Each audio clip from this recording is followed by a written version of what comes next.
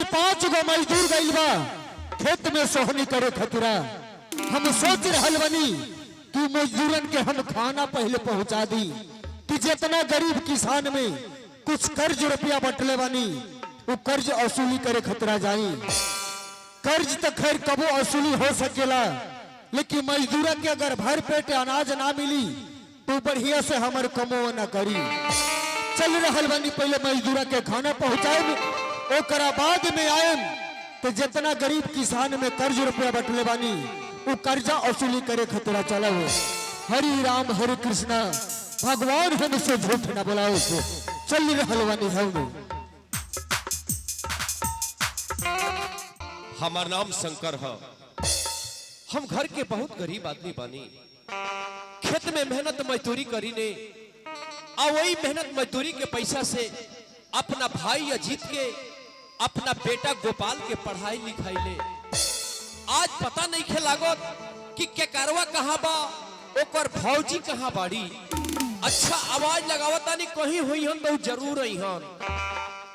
एक एक और खुश रहो। हम जब भी घरवा में आई न तो तोहनी सबके पता ना रहेला कहाँ रहेला तू। नाच देखे हम काली माई के स्थान पर नाच देखे गई रहला। नाच देखे गए रहनी हां। एगो काम करो, बोली तोहार भौजी कहाँ बाड़ी हो? भौजी हाँ वो तो घरे रहली हो। जा कह दे कि भैया बुलावता नहीं। चली हम बुलावत नहीं जा। भौजी के।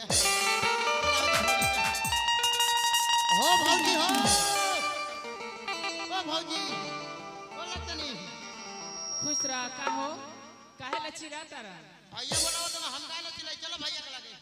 ठीक बा चल। ए अजीत के भौजी, हम जब भी घरवा में आई ना तो तोहरा चेहरा पर उदासी देखी ले। आखिर ते इतना उदास काहे रहेलू? उदासी के कारण का बा?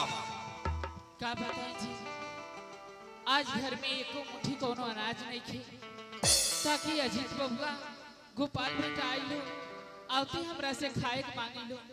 हम लोग के कहां से खाना बनाई या कथी खियाई?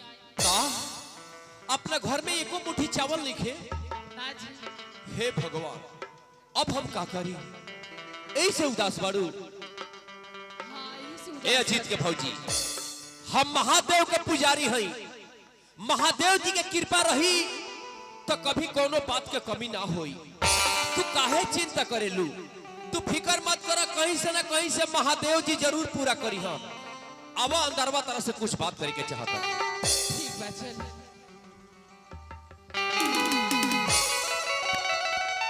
भौजी, ए भौजी। अरे अजीत बबुआ तहनी आ गईला। भौजी तू तो जाना तरु कि हमारे स्कूल के समय हो गइल बा। जल्दी से खाना लगावा, हमारे स्कूल खा के पढ़े जाए के बा। ठीक बा, तहनी हाथ मुंह धो के आवा, तब तक ले हम खाना परोस के रखता। ठीक बा भौजी, तू कहा तरु तो हम और गोपाल हाथ मुंह धो के आवतनी। चल गोपाल आवा। हे प्रभु, ई हम का करें?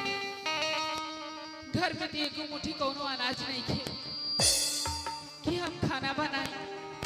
आइलो से झूठ बोल देनी कि तनी हाथ मुंह धो के आओ, तब तक ले हम खाना परोस के रखता नहीं। अब आते हमरा से ई लोग खाना मांगे, हम का जवाब दे में लोग के? हम तो बड़ी अनर्थ कर देनी। हम ए कहाँ अजीत से के लोग भौजी। खाना दी? अजीत से तू इतना बड़ा झूठ बोलू है? अरे झूठ के बोलल इंसान खातिर महापाप होला। इंसान के हर वक्त झूठ ना बोले के चाहिए। अब बताओ, आज अजीता के तरह से खाना मंगी हन तो तू कहां से खाना लिया के देबू वो लोग के? क्या बताएं जी, अगर सच बात बता देती तो अजीत बबुआ के पढ़ाई में मन ना लागत। वैसे झूठ बोल देनिया उनका से। अजीत के भौजी, अब हम कौन उपाय करी? हमरा कुछ समझ में नहीं खे आवत। है शंकर, शंकर तनी जाके बहरिया देखी ना। तू जाओ अंदर, हम बाहर देखता नहीं की। हाँ राम राम शेर जी। खुश रहे। का हो शंकर? अरे जब भी हम ई रहिया से गुजरे नी तारा घरवा में खैले पीले के झगड़ा लागे रहेला। ना ये शेर जी, आखिर का बात बा शंकर? कि तहरा घर में खैला पिए लगे झगड़ा कबो ना उड़ाला। ई हमरा घर में खैला पियले के झगड़ा ना हो। तो कैसन झगड़ा है? का कहीं सेठ जी, अजीत के भौजी अजीत से बहुत बड़ा झूठ बोलने बड़ी। कैसन झूठ बोलने बड़ी हो? सेठ जी, अजीत आ जाके अपना भौजी से खाना मांगल हो हाँ। कि भौजी खाना दो, हमनी के खाना खा के स्कूल जाई सब। लेकिन हमरा घर में एको मुट्ठी कोनो अनाज नहीं खे कि ताकि अजीत के भौजी बना के खिया के स्कूल भेजस। अजीत से झूठ बोलली हो कि जा तो हमनी सब मुंह हाथ धो के आवो, तबले हम खाना निकलने रहता नहीं। सेठ जी, बोला शंकर। अजीत आके अपना भौजी से खाना मांगियो तो कहां से दिहनु खाना? ए शंकर, जब हमें आ गई बन तो काहे चिंता कैले बड़ा? देखो शंकर, 5 गो मजदूर लागल बा, वो लोग खतीरा हम 5 गो रोटी लेके जात रहनी है। एगो काम करे शंकर, 5 गो रोटियां ले ला, तू अपना भाई अजीत और तू अपना बेटा गोपाल के खाना खिया के और समय से पड़े खतरा भेज दो। ना सेठ जी, ई रउआ मजदूर के रोटी हो। राउर मजदूर सब खेत में खून पसीना बहावत रहो। आ वो लोग के आगे के रोटी हमरा के दे देम तो ऊपर वाला कभी हमरा के माफ ना करी हो। ए शंकर, तू काहे चिंता करिए बारा? अरे मान के चला कि ये हमरा कितना गर्मी के समय बा, अगर मजदूर के भूख लागल हुई तो कहीं वृक्ष के लगे जाके बैठ के ठंडा तो ही लो, चले फिर हम तनका देर में खाना लेके पहुंचिए जाए। लेकिन एगो बात जान लो शंकर, अगर जाओना विद्यार्थी के अगर समय से पढ़े खतरा नहीं खे जाते, अगर ये गो विषय अगर छूट जाता तो कोनो भरोसा ना रहला वो विषय कहिया मिली कि विषय ओकरा ना मिली। इससे बढ़िया बा शंकर कि रोटियां ले ला और खिया के समय से पड़े खतरा भेज दो। ये बात ठीक होता है सेठ जी, ई रोटी हम ले लेता नहीं, लेकिन अपने मजदूर के रोटी फेन पुगा दहल जाई खेत में। ठीक बा शंकर। और देखो शंकर, अगर तू घर में नहीं खा रहत, अगर कहीं बाहर चल जाता रह, तारा घर में कोनो दुख और परेशानी हुई तो तू अपना मेहरारू के भी भेज सकता रहा हमरा लगे। का भाई रे? अबे गांठ के उल्टा दे हो। बुझाते नहीं कि हमनी के मर गल बने कि भौजी तोहरा घरे जाई हैं। आय हमनी मर गल बने। अरे भैया हटावा ए के करवा ते कितना खराब पड़ी रे। हटावा ना तो अबे काटा दे जतिए। सेठ जी कितना दयालु बड़न कि हमार गरीबी समझ लो हन तो अपना मजदूर खातर खेत में रोटी लेके जाते हो तो रोटी दे देलन कि ले जा शंकर अपना भाई अजीत के अपना बेटा खिया के स्कूल भेज दी हो। अब तू सेठ जी के आगे छुड़ा दिखावता रे। एक तो हमनी मर गल बने कि भौजी जाई इनकरा घरे मांगे खतरा। रे बुरबा आ वो अकेले रे अकेले बोलावत हो। सुन, मान के चल शंकर कहीं बाहर चल गईलन, आई अचानक तोर तबीयत खराब हो गई, हो गई तोर है गांव समाज के लोग तोर मदद नहीं खे करत, आ कहीं वो समय में हम घरे बानी तो मदद मांगे खतीरा रुपया पैसा के गरज हुई, ई बताओ तोर भौजी हमरा से नहीं की मदद मांग सकत? ए रुपया पैसा मदद मांगे खतरा है। तो तोरा का बुझाइलो? तोरा दिमाग में बराबर उल्टा सीधा समाई रहेला। हम तो गलती समझ ले रहनी हो। ओ भाई सेठ जी बोल, माफ कर दी, गलती हो गई बा। चल हम तोरा के माफ कर देनी। सेठ जी हाँ बोला शंकर। क्या करवा पूर्वक आदमी हो, हाँ अगर ओकरा तरफ से कोनो गलती हो गई बा तो हम हाथ जोड़ के अपने से माफी मांगत हन। ठीक बात शंकर, हम एकरा के माफ कर देतनी। चल रहल बनी, हमरा खाना पहुंचावल जरूरी बा। ठीक बा सेठ जी, राम राम सेठ। खुश रह।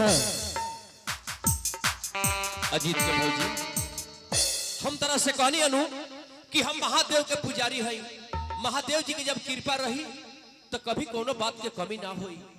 देखो ना सेठ जी अपना मजदूर खातर खेत में रोटी लेके जात रहा हो।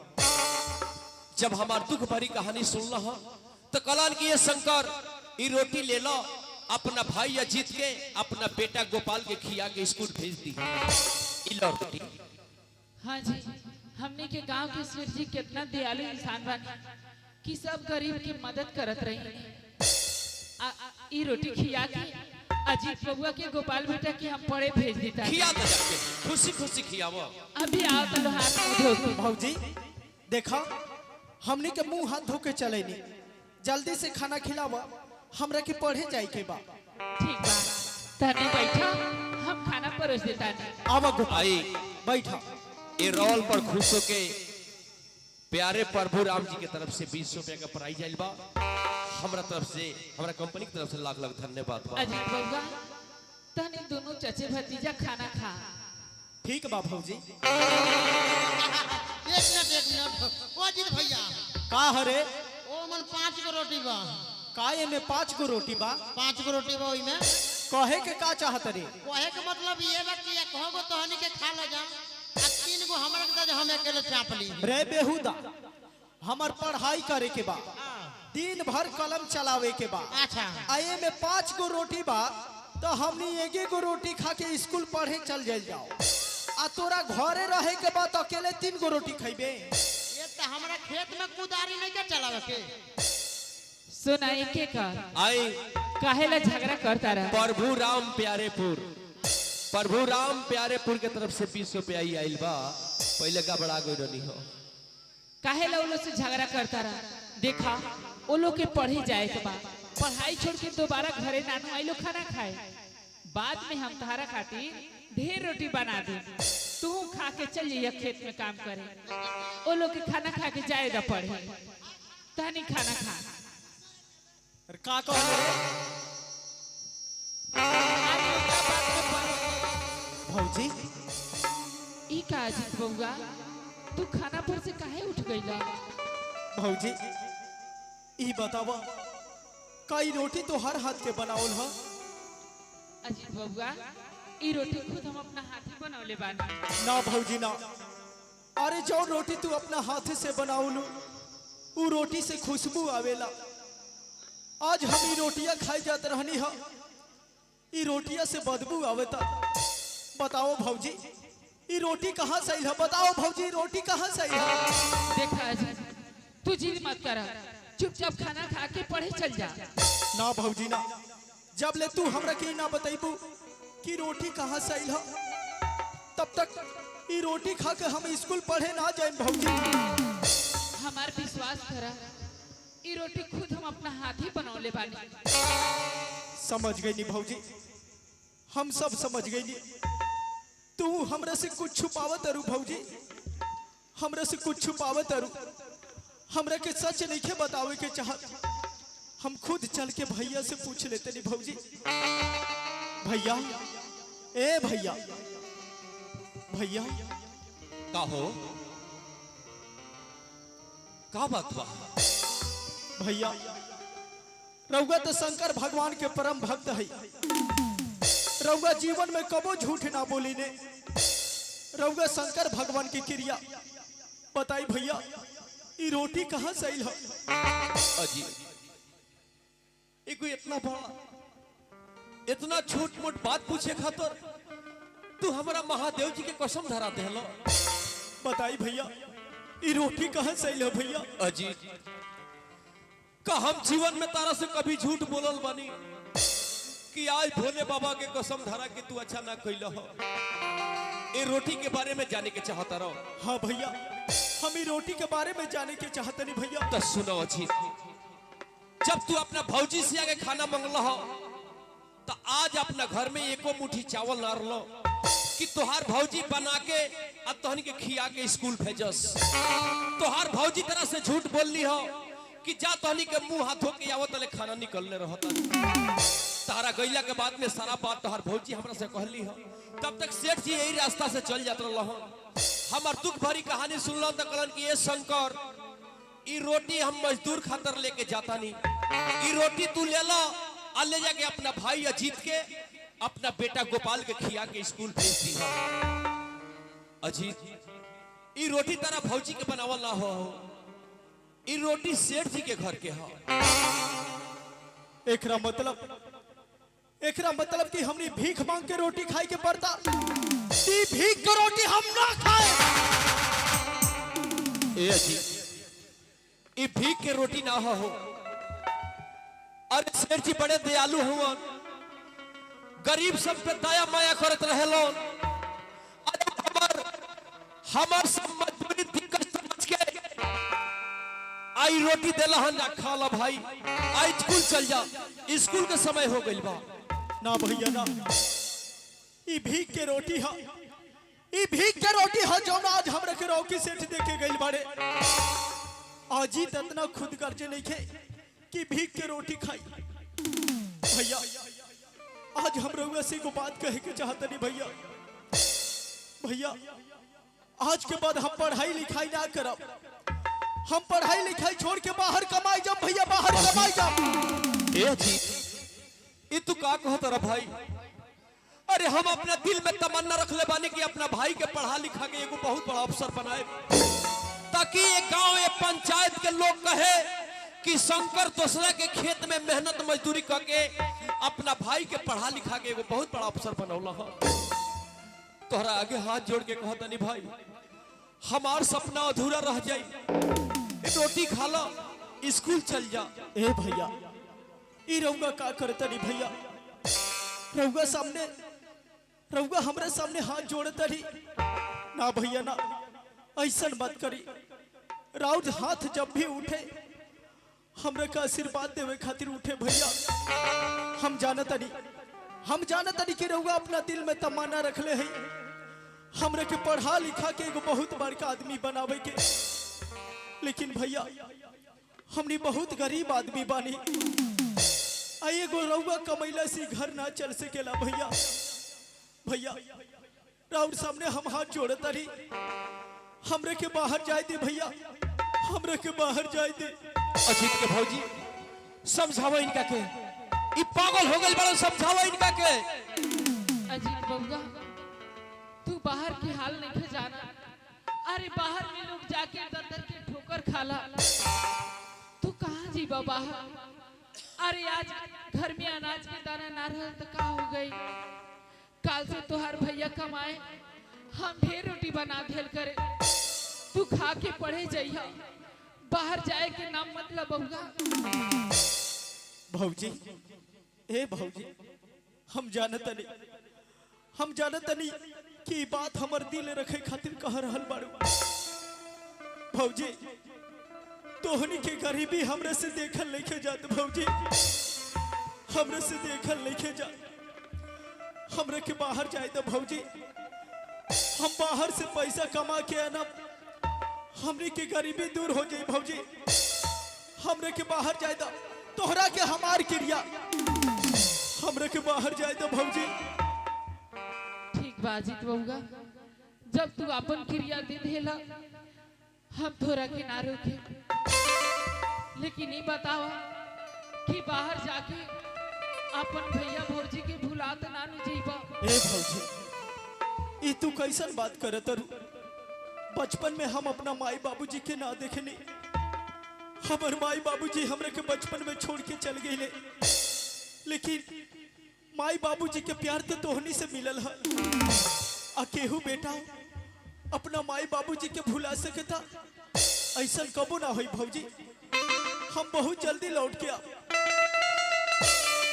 जिंदगी में बचवा जहाँ कहीं जइहा, अपना भौजिया के जन तू भूलइहा।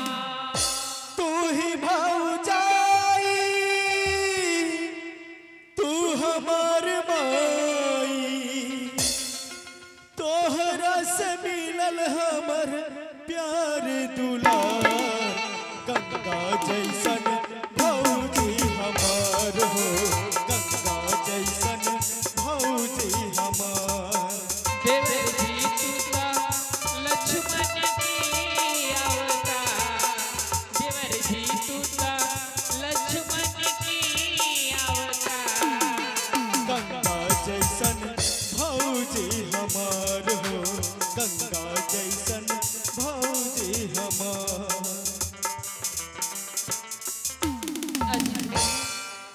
बाहर जाए से पहले तू अपन पत्नी लक्ष्मी से जरूर मिल लिहा, ना तो कहियन कि हमरा के बिन बतौले वो बाहर चल गई। ठीक बा भौजी, तू कहत रू तो हम बाहर जाए से पहले लक्ष्मी से जरूर मिल लेहम।